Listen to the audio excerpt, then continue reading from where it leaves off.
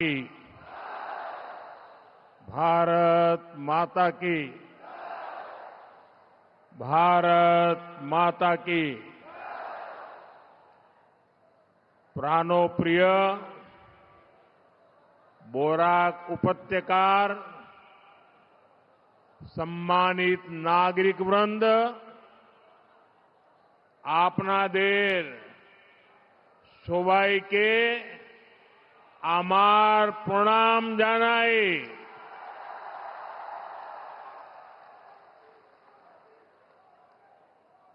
राज्य के लोकप्रिय मुख्यमंत्री हिमंता बिस्वा शर्मा जी, केंद्रीय मंत्रिमंडल में मेरे साथी सर्बानंद सोनोवाल जी, उपस्थित राज्य सरकार के मंत्रीगण, जनप्रतिनिधिगण और मेरे प्यारे भाई और बहनों, संस्कृति, साहस और जीवंतता से भरपूर बराक वैली के आप सभी परिवारजनों के बीच आना बहुत विशेष अनुभव रहता है। सिलचर को तो बराक घाटी का गेटवे कहा जाता है। ये वो जगह है जहां इतिहास, भाषा, संस्कृति और उद्यम ने मिलकर अपनी एक विशेष पहचान बनाई है। यहां बांग्ला बोली जाती है, असमिया की गूंज सुनाई देती है और अन्य जनजातीय परंपराएं भी फूलती फलती है।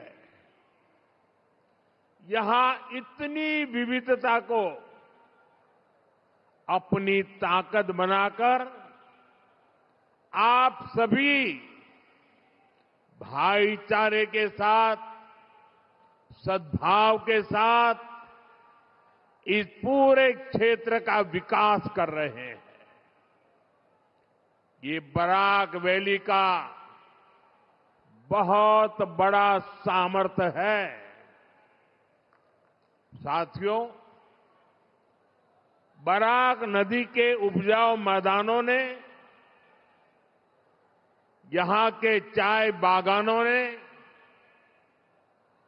यहां के किसानों को, यहां के ट्रेड रूट्स को,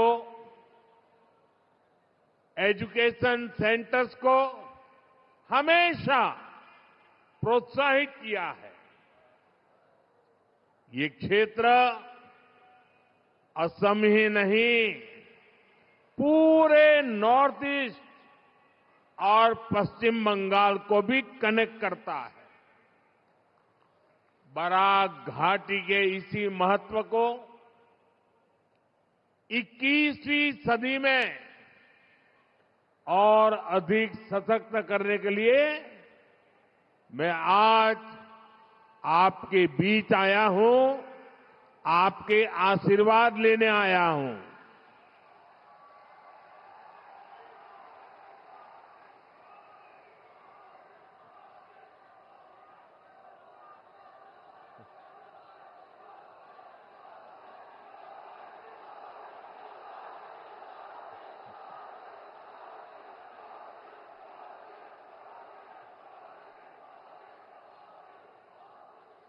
थोड़ी देर पहले यहां बराक वैली की कनेक्टिविटी से जुड़े, नॉर्थ ईस्ट की कनेक्टिविटी से जुड़े हजारों करोड़ रुपए के प्रोजेक्ट का शिलान्यास और लोकार्पण हुआ है। रोड हो, रेल हो, एग्रीकल्चर कॉलेज हो, ऐसे हर प्रोजेक्ट से बराक वैली नॉर्थ ईस्ट का एक बड़ा लॉजिस्टिक और ट्रेड हब बनने जा रहा है। इससे यहां के नौजवानों के लिए रोजगार के, स्वरोजगार के अनगिनत अवसर बनने जा रहे हैं। मैं आप सभी को इन सारी विकास परियोजनाओं के लिए बहुत बहुत बधाई देता हूं।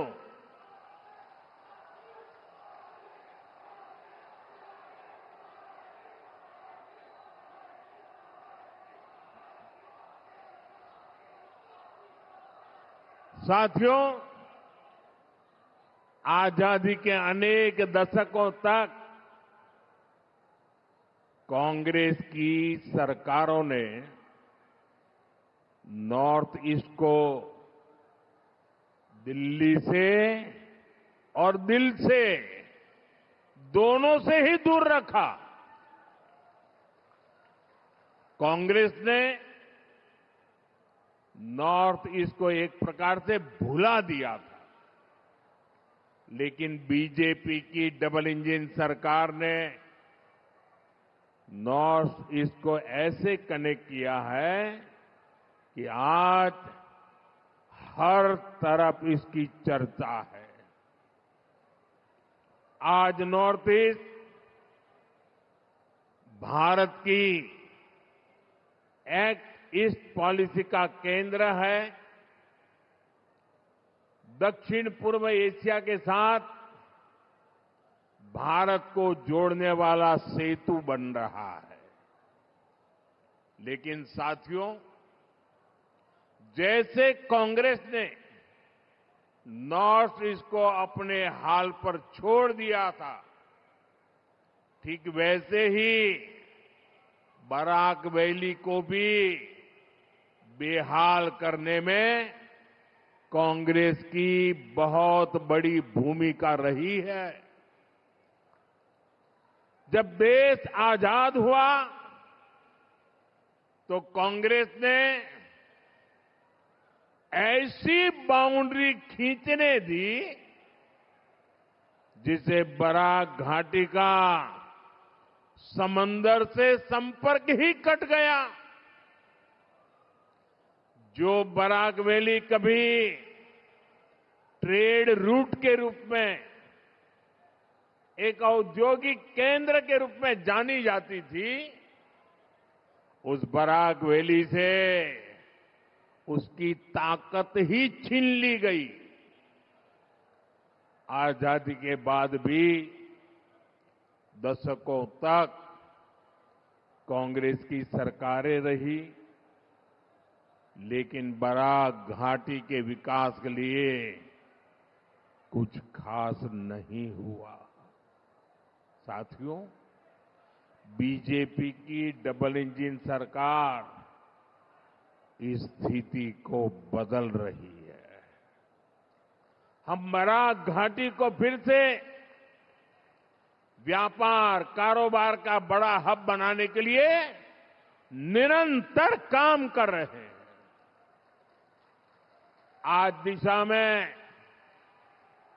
इस दिशा में एक बहुत बड़ा और अत्यंत महत्वपूर्ण कदम उठाया जा रहा है। आज करीब 24,000 करोड़ रुपए के Shillong Silchar high speed corridor का भूमि पूजन हुआ है। 24,000 करोड़ रुपए कितने 24,000 करोड़ रुपए कितने ये जरा कांग्रेस वालों को पूछना, जरा कागज पेन देना और उनको कहना कि जरा कागज पर 24,000 करोड़ लिखो तो कितने जीरो लगते हैं, आएगा नहीं उसको।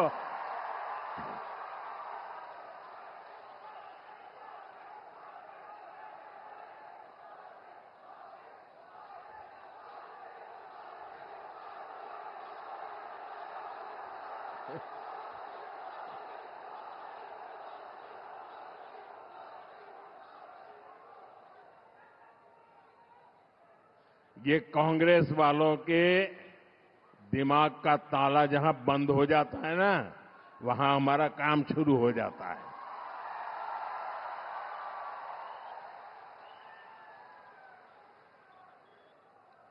यह नॉर्थ ईस्ट का पहला access control high speed corridor होगा।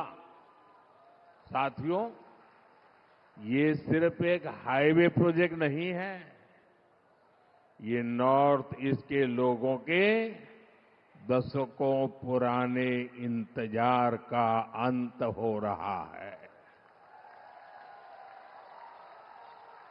इस कॉरिडोर से सिलचर, मिजोरम, मणिपुर और त्रिपुरा, ये सब राज्य कनेक्ट होने वाले हैं।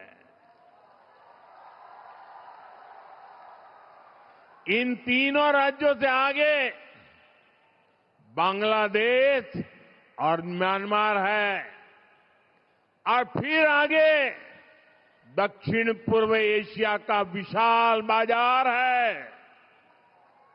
यानी बराक घाटी एक बहुत उज्जवल भविष्य की तरफ जुड़ने का आज शिलान्यास कर रही है।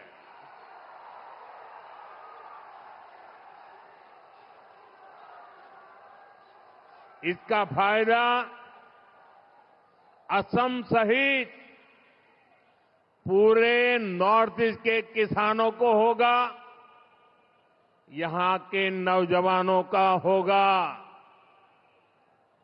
इतनी अच्छी कनेक्टिविटी वाले ये सारा क्षेत्र बनने से इस पूरे क्षेत्र में इंडस्ट्री को बल मिलेगा, टूरिज्म को फायदा होगा और सबसे बड़ी बात, हिंदुस्तान का कोना कोना आसानी से आप सबको से जुड़ जाने वाला है।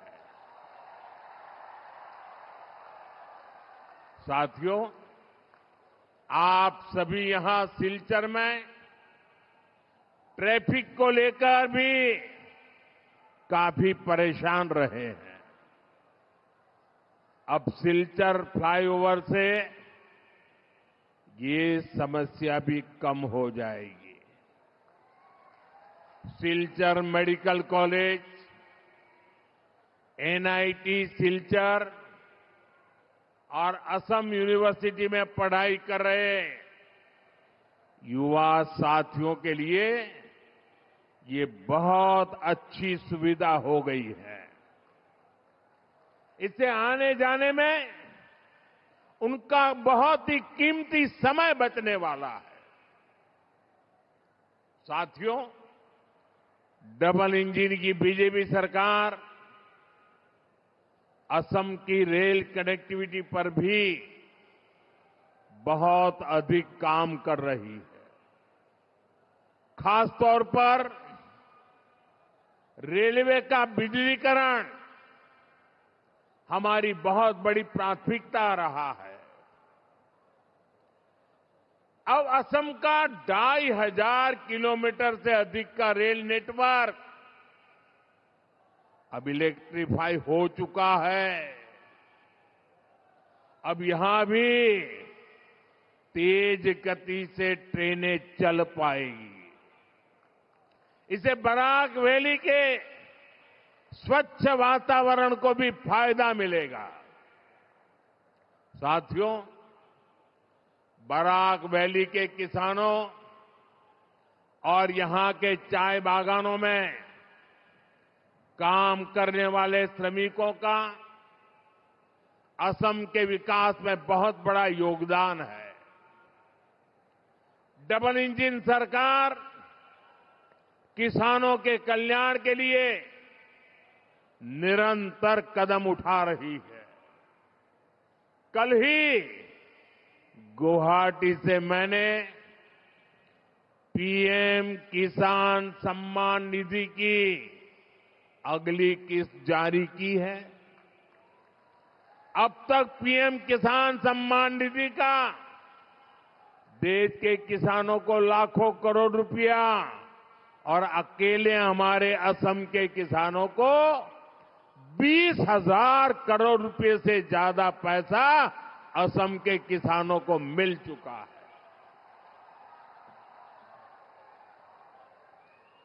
अब आप सोचिए, हमने 10 साल में यहां के किसानों की जेब में 20,000 करोड़ रुपया उनके जेब में दिया है। ये कांग्रेस वालों ने 10 साल राज किया। प्रधानमंत्री तो असम से चुन करके गए थे, उसके बावजूद भी एक फूटी कोड़ी नहीं दी, एक फूटी कोड़ी किसानों को नहीं दी। हमने 20,000 करोड़ रुपया दिया है।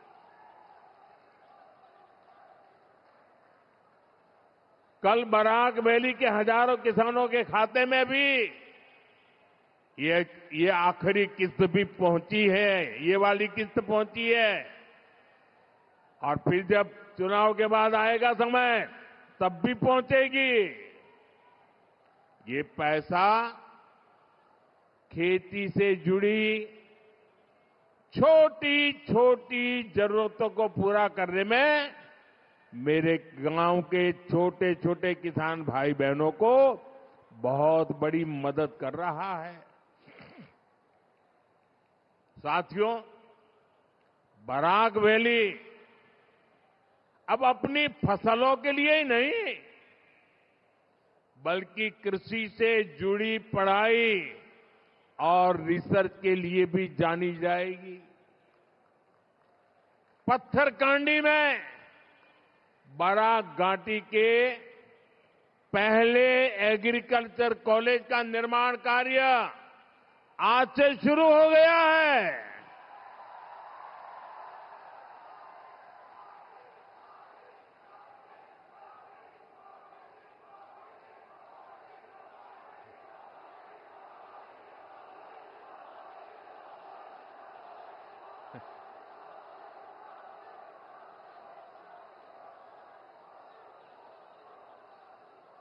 इससे किसानों को तो फायदा होगा ही, यहां के नौजवानों को कृषि स्टार्टअप के लिए सहयोग, समर्थन और प्रोत्साहन मिलेगा।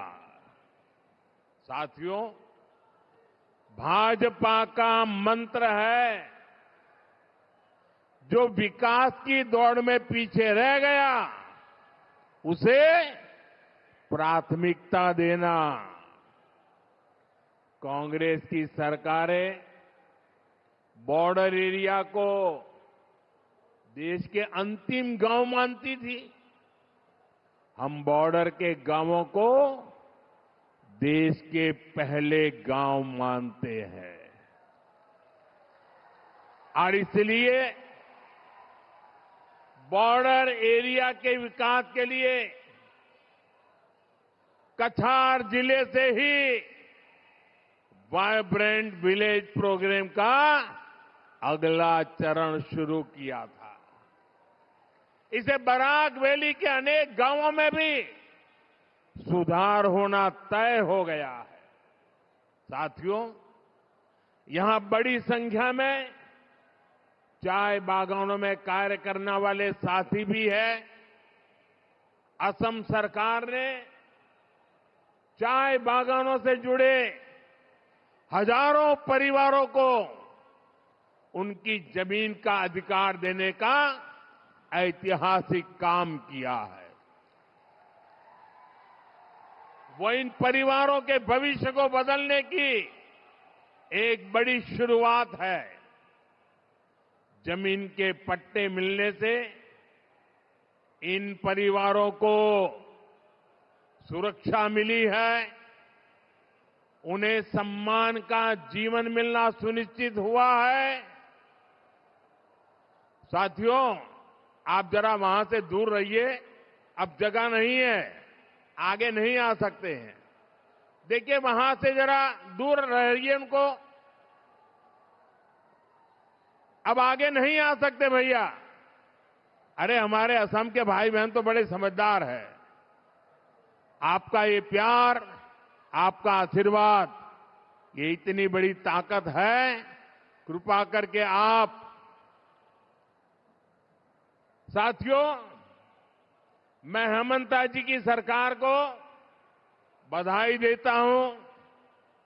चाय बागानों में करीब 200 सालों से सेवा दे रही अनेक पीढ़ियों के संघर्ष को आपने आज सम्मान दिया है।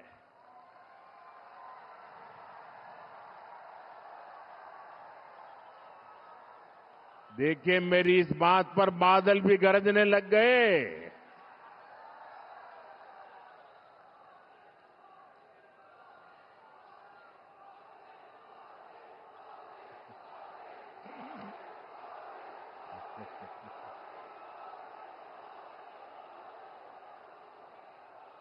मुझे खुशी है, जिनको पहले की सरकारों ने अपने हाल पर छोड़ दिया था, उनकी सूद बीजेपी सरकार ने ली है। साथियों, ये सिर्फ भूमि पर कानूनी अधिकार का ही मामला नहीं है। इससे ये लाखों परिवार केंद्र और राज्य सरकार की अनेक कल्याणकारी योजनाओं से भी तेजी से जुड़ेगी। पक्के घर की योजना हो, बिजली, पानी और गैस की योजनाएं हो, इन सब स्कीम्स का पूरा फायदा अब इन परिवारों को मिलना संभव होगा। साथियों, बीते सालों में बीजेपी सरकार ने चाय बागानों में अनेक स्कूल खोले हैं, बच्चों को स्कॉलरशिप दिए हैं, सरकारी नौकरियों के लिए भी रास्ते खोले गए हैं। ऐसे प्रयासों से चाय बागानों के युवाओं के लिए सुनहरे भविष्य के द्वार खुल रहे हैं। साथियों, बीजेपी की डबल इंजन सरकार के लिए शिक्षा, कौशल विकास और स्वास्थ्य सुविधाएं बहुत बड़ी प्राथमिकताएं रही है। असम ने तो शिक्षा और स्वास्थ्य को लेकर कांग्रेस की उपेक्षा को बहुत लंबे समय तक भुगता है। आज असम शिक्षा और स्वास्थ्य का बहुत बड़ा हब बनकर सामने आ रहा। इसका बहुत अधिक फायदा बराक वैली को मिला है। आज वहां शिक्षा और स्वास्थ्य से जुड़े अनेक बड़े संस्थान बन चुके हैं। साथियों, कांग्रेस ने असम के युवाओं को सिर्फ हिंसा और आतंकवाद के कुचक्र में ही उलझाए रखा था। कांग्रेस ने असम को फूट डालो और राज करो की नीति की प्रयोगशाला बनाया। आज असम के युवाओं के सामने अवसरों का खुला आसमान है। आज असम भारत के सेमी कंडक्टर सेक्टर का अहम हिस्सा बन रहा है।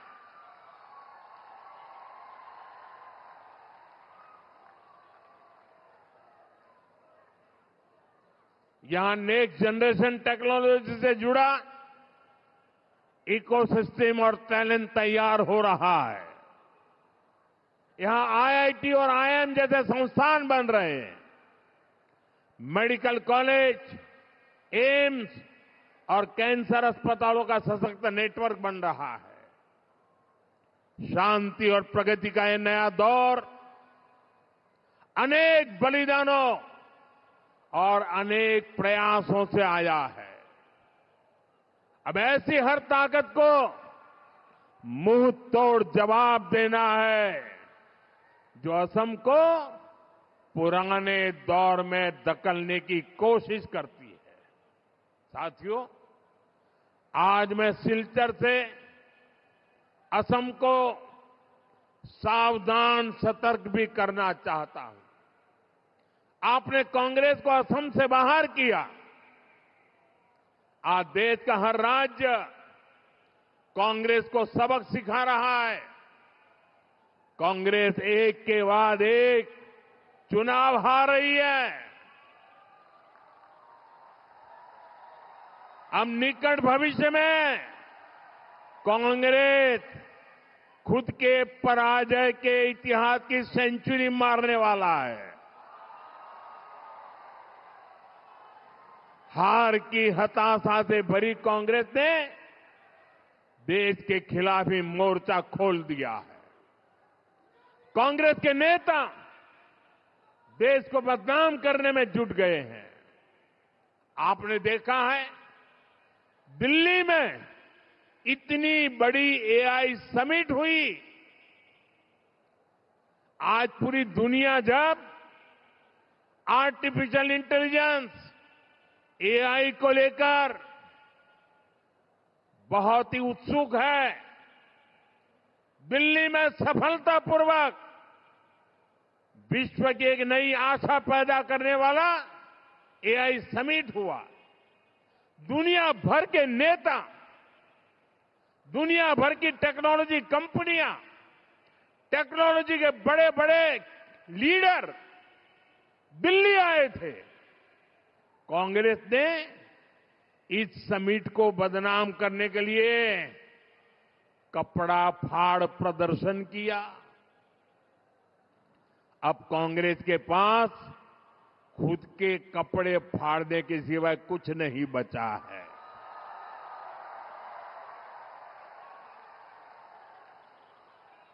पूरे देश ने कांग्रेस के इस भोंडे और भद्दे प्रदर्शन की आलोचना की, लेकिन दिल्ली में जो कांग्रेस का शाही परिवार है वो इस कांड को भी अपना मेडल बता रहा है। देश को बदनाम करने वालों की वाहवाही कर रहा है। ऐसी कांग्रेस जो देश की विरोधी हो, वो किसी राज्य का भला नहीं कर सकती। वो असम के युवाओं का कभी भला नहीं सोच सकती। साथियों, आजकल दुनिया में चारों तरफ और हमारे तो अड़ोस पड़ोस में ही युद्ध के हालात, और आप सब भली भांति युद्ध की क्या भयानकता है वो रोजमर्रा देख रहे हो। युद्ध से जो स्थितियां बनी है, हमारी सरकार उससे निपटने के लिए हमारे देश के नागरिकों को कम से कम मुसीबत आए, इसलिए हो सके उतने सारे प्रयास कर रही है। हमारा प्रयास है कि देश के नागरिकों पर युद्ध का कम से कम प्रभाव पड़े। इस समय कांग्रेस से उम्मीद थी कि वो एक जिम्मेदार राजनीतिक दल की भूमिका निभाए, लेकिन कांग्रेस देश हित के इस महत्वपूर्ण काम में भी फिर एक बार फेल हो गई। कांग्रेस पूरी कोशिश कर रही है कि देश में पैनिक क्रिएट हो, देश मुश्किल में फंस जाए, और उसके बाद कांग्रेस भर भर कर मोदी को गाली दे। साथियों, कांग्रेस के लिए और कांग्रेस असम के लिए, देश के लिए कांग्रेस का कोई विजन ही नहीं है। इसलिए इन्होंने अफवाहों को झूठ प्रपंच को ही और जैसे झूठे रील बनाने की इंडस्ट्री खोल के रखी है, उसी को हथियार बना दिया है। दुनिया में जो ताकत है वो भारत के तेज विकास को नहीं पचा पा रही। जिन विदेशी ताकतों को देश की प्रगति रास नहीं आ रही, कांग्रेस, देश का दुर्भाग्य देखिए, कांग्रेस उनके हाथ की कठपुतली बनती जा रही है। इसलिए असम के हर नागरिक को, हर नौजवान को कांग्रेस से सावधान रहना है। साथियों, असम हो, बराक वैली हो, अभी विकास के पथ पर बढ़ चुका है। बराक वैली अपनी भाषा, अपने साहित्य, अपनी संस्कृति के लिए जानी जाती है। वो दिन दूर नहीं जब बराक वैली को विकास के नए सेंटर के रूप में पहचान मिलेगी। साथियों, आप इतनी बड़ी तादाद में हमें आशीर्वाद देने आए हैं। जो राजनीति के भविष्य की रेखाएं अंकित करने वाले लोग हैं, वो भांति भांति की जो संभावनाएं तलाशते रहते हैं, वे आज बराक वैली का ये दृश्य, कल बोडो समुदाय का वो दृश्य, टी गार्डन वालों के समूह का दृश्य, ये साफ साफ बता रहा है कि इस चुनाव का भी नतीजा क्या होने वाला है।